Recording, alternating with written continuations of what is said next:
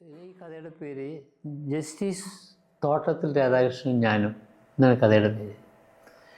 ഈ ജസ്റ്റിസിനെ ഞാൻ പരിചയപ്പെടുന്നത് തിരുവനന്തപുരത്തുള്ള എൻ്റെ ഒരു വക്കീൽ വഴിയാണ്. എനിക്കവിടെ ഒരു ഒരു കേസ് ഉണ്ടായിരുന്നു എറണാകുളത്ത് തിരുവനന്തപുരത്ത്. ഒരു 3 സെൻറ്റിലുള്ള ഒരു തട്ടുകടക്കാരനെ ഒഴിപ്പിക്കണം, അതിനുള്ള കേസായിരുന്നു. ആ തട്ടുകടക്കാരൻ എന്ന് വെച്ചാൽ കുറേ വർഷമായിട്ടിരിക്കുക, വാങ്ങിക്കുമ്പോൾ തന്നെ അവനവിടെ ഉണ്ട്. ഞാൻ ആദ്യം ആ കടയിലെ കസ്റ്റമറായിരുന്നു. പിന്നെ എന്നോട് ഇയാൾ തന്നെ പറഞ്ഞു അത് വിൽക്കാൻ വേണം, വാങ്ങിച്ചോളാം. അങ്ങനെ വാങ്ങിച്ചതാണ്. അപ്പോൾ ഇയാൾ മാറത്തരാ എന്ന് പറഞ്ഞ് അവസാനം ഇയാൾ മാറില്ലെന്ന് അങ്ങനെ എന്നെ പറ്റിക്കുകയായിരുന്നു. അപ്പോൾ ഇവനെ ഒഴിപ്പിക്കാൻ വേണ്ടി ഞാൻ പല പണിയും നടത്തി. അങ്ങനെ ലോവർ കോർട്ടിൽ ഈ വക്കീലെന്തോ ചെറിയ കളി കളിച്ചിരുന്നത്. അങ്ങനെ ലോവർ കോർട്ട് കേസ് തോറ്റപ്പോൾ ഞാൻ വക്കീലിനെ മാറ്റി, വേറെ വക്കീലിന് കേസ് കൊടുത്തു. അയാൾ ഈ കേസിങ്, അയാളാണെങ്കിൽ കുറച്ച് സ്ലോ മോഷൻ കക്ഷിയാണ്. കേസിങ് നടന്നുകൊണ്ടിരിക്കുന്ന സമയത്ത് അയാൾ പറഞ്ഞ് കേസ് വേഗം തീർക്കണമെങ്കിൽ നിങ്ങൾ കാരണം ഹൈക്കോടതി പോയിട്ടൊരു OP ഫയൽ ചെയ്ത്. അപ്പോൾ ഏത് വക്കീൽ, അത് നിങ്ങൾ തോട്ടത്തിൽ രാധാകൃഷ്ണനെ കാണും, എൻ്റെ സുഹൃത്താണ്, ഞങ്ങൾ ഒന്നിച്ച് ഇവിടെ പ്രാക്ടീസ് ചെയ്തിട്ടുണ്ട്, കാണാൻ പറഞ്ഞു. അങ്ങനെ ഞാൻ തോട്ടത്തിൽ രാധാകൃഷ്ണൻ, അപ്പോൾ ആ വക്കീൽ പറഞ്ഞിരുന്നു, ഇവിടുത്തെ തിരുവനന്തപുരത്തെ വക്കീൽ, അയാളുടെ ഫീസ് 10,000 രൂപയാണ്. അത് സാധാരണ ഹൈക്കോടതിയിൽ വക്കീലന്മാർക്ക് 5,000 രൂപ കൊടുത്താൽ മതി, ഇയാൾക്ക് 10,000 രൂപ കൊടുക്കണം.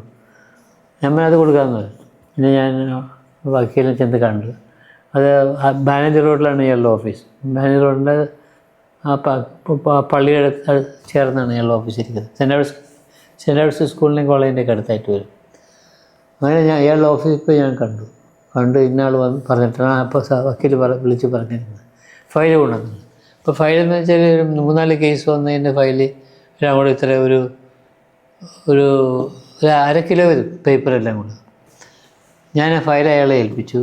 10,000 രൂപയുടെ നോട്ട് കെട്ടും കൊടുത്തു.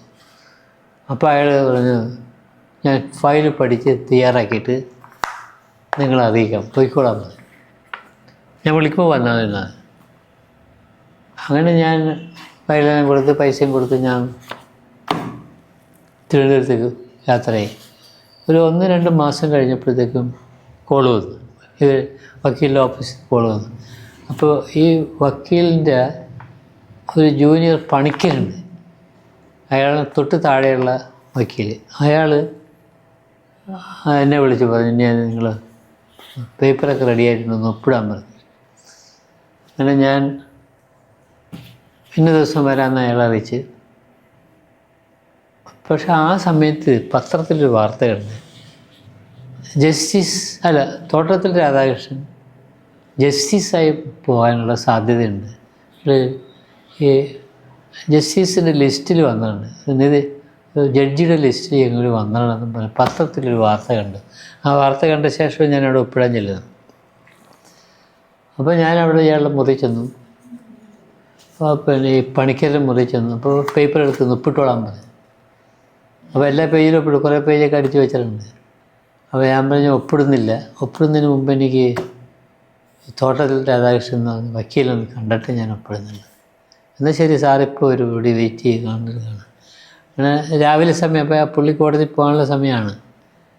ഞാൻ ഇവിടെ വന്നപ്പോൾ കയറി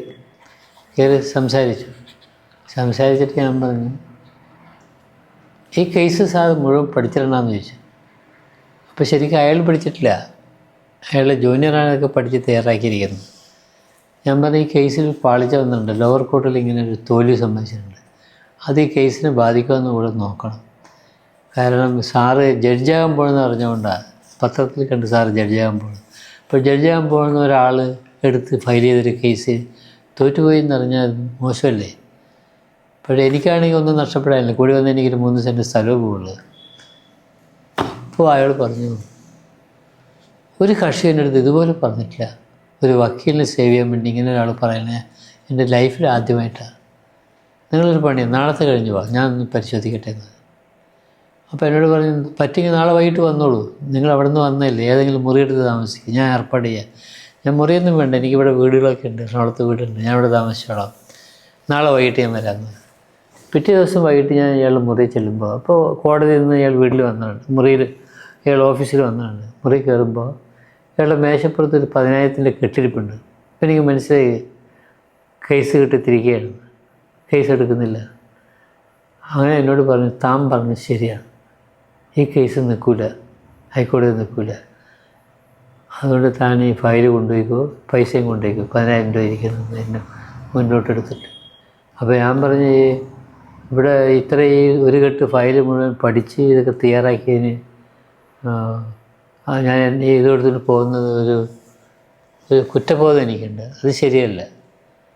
സാറിന് ഇഷ്ടമുള്ള പൈസ എടുത്തു, ഇവിടെ പണിയെടുത്താണല്ലോ, 1 മാസം 1.5 മാസം പണിയെടുത്തെടുത്താണല്ലോ ജോയിനേഴ്സ്. അത് കഴിഞ്ഞിട്ട് എനിക്ക് ബാക്കി കാശ് തന്നാൽ അത് വേണ്ട, എനിക്ക് സന്തോഷമായി, താൻ എന്നെ സഹായിച്ചാണ്. എനിക്ക് ഞാൻ ഒരു ജഡ്ജാകുമ്പോൾ ഒന്ന് എനിക്ക് ദോഷം വരായിരുന്നു, താൻ എന്നെ സഹായിച്ചതാണ്. അങ്ങനെ ഒരാൾ എൻ്റെ ജീവിതത്തിൽ ഒരാൾ ഇവരെ എന്നെ സഹായിക്കാൻ വേണ്ടി ഒരാളും പറഞ്ഞിട്ടില്ല, താൻ ഒരാളെ അതിങ്ങനെ പറഞ്ഞിട്ടില്ല. അവിടെ താൻ മുഴുവൻ പൈസയും കൊണ്ട് അത് ഞാൻ എടുക്കില്ല എന്ന് പറഞ്ഞു. ഞാൻ വേണ്ടി മുഴുവൻ ഇവിടെ വെച്ചിട്ട് പോകും, ഞാൻ എടുക്കില്ലെന്ന്. പിന്നെ അയാളൊന്ന് ആലോചിച്ചിട്ട് പറഞ്ഞ് അയാൾ 2,000 രൂപ എടുത്തു, ഇത് മതി, ഇതിൻ്റെ ആവശ്യമുള്ളൂ. ഞാൻ പറഞ്ഞു ശരി, സന്തോഷമുണ്ട്, ഞാൻ പോകണമെന്നും പറഞ്ഞു പോന്നു. പിന്നെ സംഭവിക്കുന്നത് എന്താണെന്ന് വെച്ചാൽ, ഈ കേസ് സാർ എടുത്തില്ലല്ലോ. പക്ഷേ സാറിൻ്റെ ഓഫീസിൽ ഇത് പഠിച്ചു, എങ്കിലും സാറ് പഠിച്ചിട്ടുമില്ല കേസ് എടുത്തിട്ടില്ല. പക്ഷേ ഈ കേസ് പിന്നെ എനിക്കൊരു വക്കീൽ വേറെ ഉണ്ടായിരുന്നു, അയാളുടെ ഓഫീസിൽ കൊണ്ട് കൊടുത്തു. ആ വക്കീലായിട്ട് ചെറിയ നിരസം വന്നുകൊണ്ടാണ് കേസ് ഇങ്ങനെ മാറ്റിയത്. അപ്പോൾ അയാളുടെ ഓഫീസ് ഞാൻ തിരിച്ചു കൊണ്ടേ കൊടുത്തു. അപ്പോൾ അവിടെ തിരുവനന്തപുരത്തുള്ള ഒരു പെണ്ണ് അവിടെ ഒരു ജൂനിയറായിട്ട് പ്രാക്ടീസ് ചെയ്യാൻ വന്നിട്ടുണ്ട്. അവളെ മിടിക്കുകയാണെന്ന് എനിക്കറിയാം, ഞാൻ അവളെ കൊണ്ട് ഡ്രാഫ്റ്റൊക്കെ ചെയ്തിട്ടുണ്ട്. അപ്പോൾ ഞാൻ പറഞ്ഞു, ഈ കുട്ടിയെ കൊണ്ട് ചെയ്യിച്ചാൽ മതി, ഈ വക്കീലിനെ കൊണ്ട് ചെയ്യിച്ചാൽ മതി. അങ്ങനെ ഞാനും കൂടി ഇരുന്ന് ആ കുട്ടിയെ കൊണ്ട് ഇതെല്ലാം ഡ്രാഫ്റ്റ് ചെയ്ത് അയാളെ കൊണ്ട് തന്നെ കേസ് ഫയൽ ചെയ്തു. കേസ് പിന്നെ വരുമ്പോൾ എന്നെ അറിയിക്കാമെന്നൊക്കെ പറഞ്ഞിങ്ങനെ ഇരുന്നു. പക്ഷേ കുറച്ച് ദിവസം കഴിഞ്ഞപ്പോഴത്തേക്കും, കുറച്ച് ദിവസമൊക്കെ കഴിഞ്ഞു, ഒരു വർഷമൊക്കെ കഴിഞ്ഞു. അപ്പോൾ അതിനെക്കുറിക്കുന്നൊരു വിവരമില്ല, കേസിനെ കുറിക്കുന്ന. അങ്ങനെ ഞാനൊരു ദിവസം കോർപ്പറേഷനിൽ പോയിട്ട് ഇത് അന്വേഷിക്കുന്ന സമയത്ത് സെക്ഷൻ ക്ലാർക്ക് പറഞ്ഞു, സാറിന് അനുകൂലമായിട്ടൊരു വിധി വന്നിട്ടുണ്ടല്ലോ, ഇവിടെ വന്നിരിപ്പുണ്ടല്ലോ അത്. അപ്പോൾ എന്ത് വിധിയാണെന്ന് ചോദിച്ചപ്പോൾ ഞാൻ അറിഞ്ഞിട്ടില്ല അങ്ങനെ ഒരു വിധി വരുന്ന കാര്യം. ഒരു കേസ് ഞാൻ ഇങ്ങനെ കൊടുത്തിട്ടില്ല കോർപ്പറേഷനെതിരെ. എന്നാൽ ഒരു വിധിയുണ്ട് സാർ ഇവിടെ ഇരിക്കാൻ വേണ്ട, എനിക്ക് ഫയലെടുത്ത് കാണിച്ചത്. അപ്പോഴാണ് ഞാൻ മനസ്സിലാകുന്നത്, ഈ കേസ് കറങ്ങി അടിച്ച് തോട്ടത്തിൽ രാധാകൃഷ്ണൻ ബെഞ്ചിൽ വന്നു. അപ്പോൾ രാധാകൃഷ്ണൻ ഈ കേസ് അറിയാവുന്ന കേസല്ലേ, എന്നാൽ ഈ കേസ് ഇയാൾ എടുത്തിട്ടുമില്ല. കേസ് ഇയാൾ തൊട്ടിട്ടുണ്ടെങ്കിൽ ഇയാൾക്ക് കേസിന് വിധി പറയാൻ പറ്റില്ല, ഹൈക്കോടതി നിയമം അങ്ങനെയാണ്. അപ്പോഴാ കേസുമായിട്ട് ബന്ധപ്പെട്ട് യാതൊരു തരത്തിലുള്ള ബന്ധങ്ങളും അയാൾക്കില്ല. അയാൾ കേസ് പഠിച്ചപ്പോൾ അതിനകത്ത് വളരെ സൂക്ഷ്മമായിട്ട് 2-3 കാര്യങ്ങൾ ഞാൻ ബ്രീഫ് ചെയ്ത് ആ പെണ്ണിനെ കൊണ്ട് അടിച്ചിട്ടുണ്ട്, വക്കീൽ പെണ്ണിനെ കൊണ്ട്.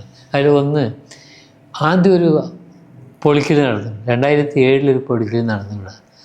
അന്ന് ഇവൻ കോടതി ഉത്തരവ് ലംഘിച്ചുകൊണ്ട്, ഹൈക്കോടതി ഉത്തരവ് ലംഘിച്ചുകൊണ്ട് ഇവൻ ബലം പ്രയോഗിച്ച് മെഡിക്കൽ കോളേജ് സർക്കിളിനെ സ്വാധീനിച്ച് ഇതിനകത്ത് കയറി കിടന്നു. രണ്ടാമത്തത്, ഇപ്പോൾ വീണ്ടും അതേ കേസ് തന്നെ വീണ്ടും വന്നു കഴിഞ്ഞപ്പോൾ ഇവൻ വീണ്ടും ഈ തരത്തിലുള്ള മാനിപ്പുലേഷൻ നടത്താൻ വേണ്ടി ശ്രമിച്ചുകൊണ്ടിരിക്കുകയാണ്. അതുകൊണ്ട് ഈ ആദ്യത്തെ കേസ് തന്നെ ഒരു തീർപ്പാക്കിക്കൊണ്ട് ഒരു വിധി പറയണമെന്നും പറഞ്ഞിട്ടാണ് ഇത് എഴുതി വച്ചിരിക്കുന്നത്. അതുപോലെ തന്നെ ഉത്തരവിട്ട് ഈ കേസ് 2007 വിധി അനുസരിച്ച് തീർപ്പാക്കിയെങ്കിലും ഇവൻ ഇടിച്ചു കയറി വീണ്ടും ഈ കട തുടങ്ങിയിരിക്കുകയാണ്. ആ വിധിയും ഇപ്പോഴത്തെ പൊസിഷനും കണക്കിലെടുത്തുകൊണ്ട് ഇവനെ ഇമ്മീഡിയറ്റ് വെക്കേറ്റ് ചെയ്യാൻ വേണ്ടി കോർപ്പറേഷന് കർശന നിർദ്ദേശം നടത്തിക്കൊണ്ടാണ് ഉത്തരവ് പുറപ്പെടുവിച്ചത്. അങ്ങനെ ആ ഉത്തരവ് വെച്ച് ഞാൻ പിന്നെ അന്നത്തെ മേയർ രാജൻ ഭവൻ അയാളെ പോയി കണ്ട് ഞാൻ പറഞ്ഞു, ഇനി അത് പോയി പൊളിച്ചതാണ്, ഇവനടുത്ത് കയറിയിട്ടുള്ളത്, രണ്ടാമത് വീണ്ടും ഇവനടുത്ത് കയറിയിരിക്കുകയാണ്. അപ്പോൾ ഇനി പൊളിക്കുകയാണെങ്കിൽ അതിൻ്റെ സാധനങ്ങളിങ്ങനെ എടുത്തുകൊണ്ട് പോരാ. അപ്പോൾ ഞാൻ ഏറ്റെന്ന് പറഞ്ഞു. അയാൾ എൻ്റെ കോളേജിലെ സ്റ്റുഡൻ്റായിരുന്നു, അന്നത്തെ മേയർ. അയാൾ ഉടനെ എന്നെ ഈ പൊളിക്കാൻ പോണ ഇൻസ്പെക്ടറെ വിളിച്ചിട്ട് പറഞ്ഞു, ഉടനെ അവിടെ പോയിട്ട് വാനും കൊണ്ടുപോകണം, എല്ലാം പൊളിച്ച് വാനിൽ കയറ്റിങ് കൊണ്ടുവരണം. എന്തെങ്കിലും മാറ്റം സംഭവിച്ചു കഴിഞ്ഞാൽ തന്നെ റിവേർട്ട് ചെയ്ത് തന്നെ പഴയ പോസ്റ്റിലോട്ട് വിടുന്നു. അതുകഴിഞ്ഞ് അയാൾ പേടിച്ചുപോയി. ഉടനെ തന്നെ അയാൾ 2 ദിവസത്തിലുള്ള മെഡിക്കൽ കോളേജ് പോലീസ് സ്റ്റേഷനിൽ പോലീസായിട്ടൊക്കെ വന്ന് പൊളിച്ചു. സകല. അപ്പോൾ പണ്ട് ഓലയിരുന്ന ഈ ചായക്കട ഈ ഷെഡാണ് അത് തകിടിട്ട് പൈപ്പിട്ട് തകിടിട്ട് പണിത് വെച്ചിരിക്കുകയാണ്. ഈ മെഡിക്കൽ കോളേജിൽ ഒരു സർജൻ തമ്മിൽ സർക്കിളുണ്ട്, അയാൾക്ക് പൈസ കൊടുത്താണ് ചെയ്യിച്ചത്. 25,000 രൂപ ഇളവിന് കൊടുത്തിരുന്നു. അങ്ങനെ അത് പൊളിച്ചു മാറ്റി അതെല്ലാം കട്ട് ചെയ്തിട്ട് പോയി. അതോടുകൂടി ആ സ്ഥലം എൻ്റെ കൈവശം.